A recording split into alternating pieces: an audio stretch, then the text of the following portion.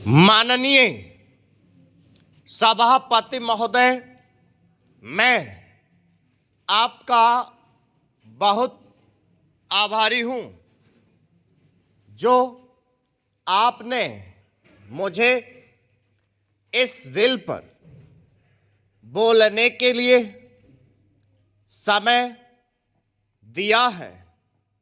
यह जो बिल सहकारिता समिति को एक समिति में भेजने का निश्चय किया गया है, उस पर कल से बहस हो रही है।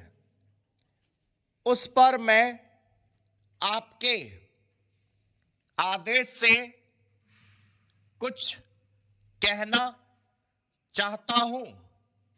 श्रीमान, इस बिल को देखा जाए तो यह समझ में आता है कि यह कोई नया बिल नहीं है, बल्कि जो सन 1912 का कानून है उसी की लाइन पर बनाया गया है और कोई नई बात नहीं रखी गई है।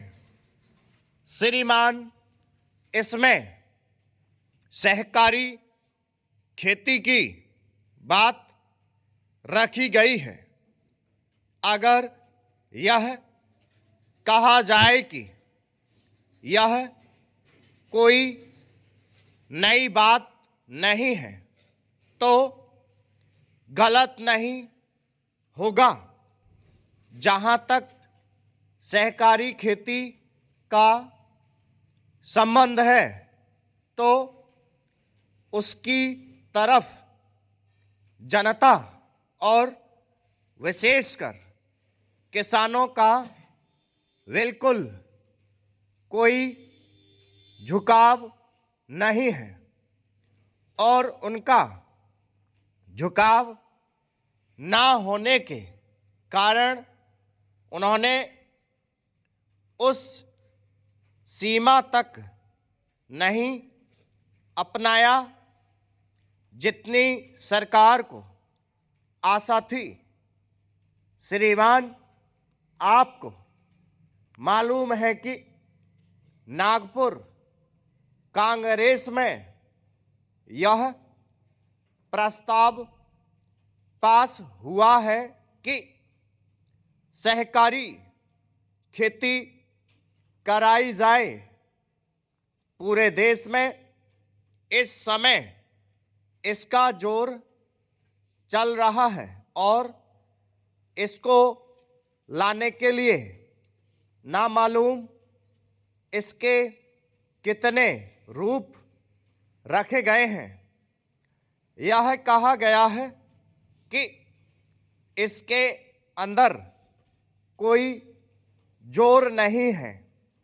अभी एक माननीय सदस्य कह रहे थे कि राजनीतिक पार्टी के लोग यहाँ पर सहकारिता के संबंध में कुछ कहते हैं और बाहर किसानों से कुछ और ही कहते हैं।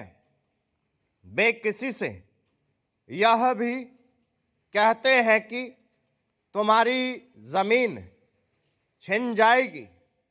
मैं यह निवेदन करना चाहता हूं कि यह जो कहा गया है और किसानों के अंदर जो भावना पैदा होती है वह इस बिल से स्पष्ट होती है कि वह गलत भावना नहीं है। मैं यह जानता हूं कि जब किसान पार्टी का जोर बढ़ा और किसानों की आवाज ऊंची हुई। स्टॉप।